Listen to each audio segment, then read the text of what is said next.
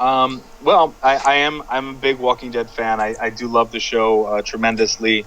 I happen to be friends with a lot of people on the cast who, current cast members and past cast members. Look, when I tour a lot and I sign at a lot of different locations around the country, so I had the opportunity to meet Reedus and Rooker and you name them, Glenn. You know what I'm saying on the show, Glenn. What do you call it? It's just you know it's a very very big phenomenon right now, The Walking Dead, and people are very, very infatuated, and such an amazing show.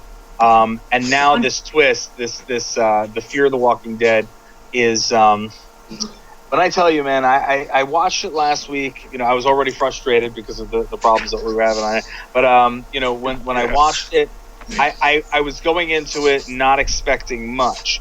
I didn't hate it, but I didn't love it, and they do have a lot of really good players in the show. A lot of people that are great actors and actresses. However, what was that? They're familiar. I've seen them elsewhere. Yeah, they're good actors. They have a good cast. And the problem was it was just the show's been trying to build up the show for 2 years now. The new show, and I've just felt with so much anticipation, with such a big fan base. This was a letdown. I mean, it was the pilot episode. I mean, there are other shows that were pilot episodes, and they took that pilot episode and put it to a movie, like Battlestar Galactica. This is where my question comes in, though. This was a pilot episode of a big show, and 90 minutes of what? What went wrong with the pilot? I was really concerned before the show started because The Talking Dead was on before it. Yeah. I'm like, Talking Dead is on after, and it was just like, why are you spending an hour to build up these characters where the show's doing that too? I just felt it was 90 minutes of waste and too much I've seen before. Too much was cliche. Too much I've seen. I mean, the beginning, a hot blonde girl changes into a zombie and chases the male character out of the building. All right, I saw that in Zombieland. Why am I seeing this in Fear of the Talking Dead? Well, all right. Put it this way. One, they have to set the scene.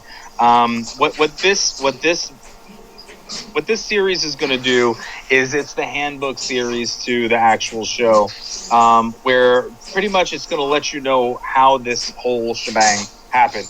It's going to kind of give you a little bit of inside information on where it came from and so forth. So they have to set the scene. It's very important for them to get people behind the characters, because if you don't believe in these characters, you're not behind these characters. Why bother with the show?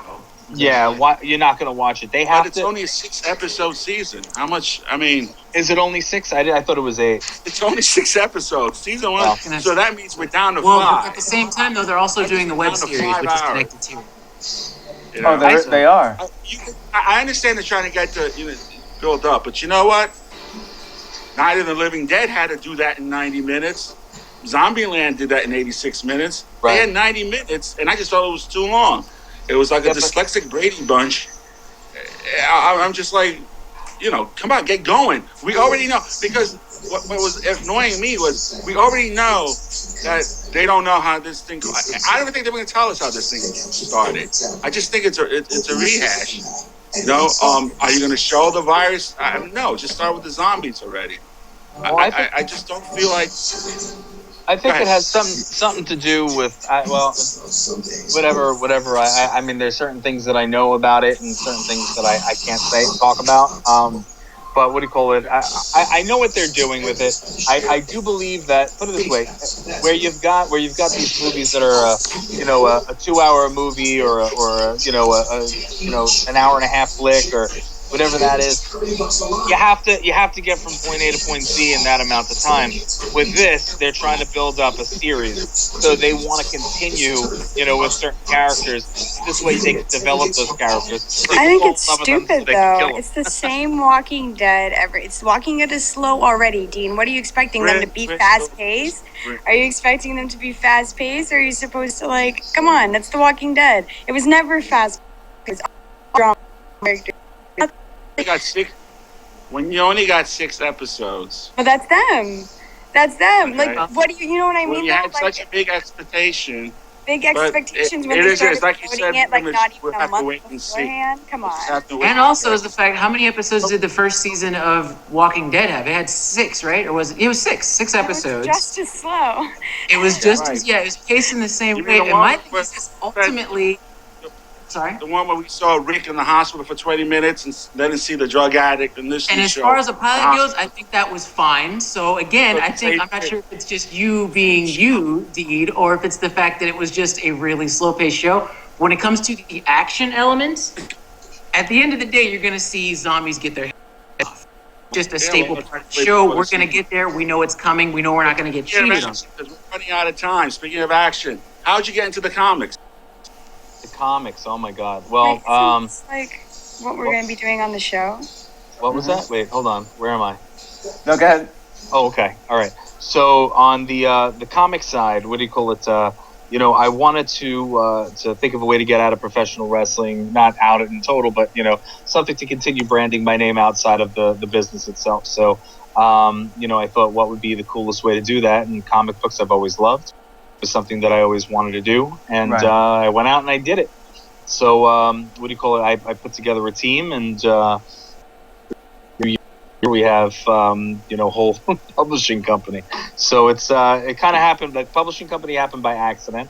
I knew I wanted to do the series, but originally it was only going to be a four book comic series, and then it turned out to be a full line, and everything kind of spun off from there. We have now for Hound Comics Inc. We have over 40 different comic books, kids books, web comics, novels, the whole 9 yards under our brand.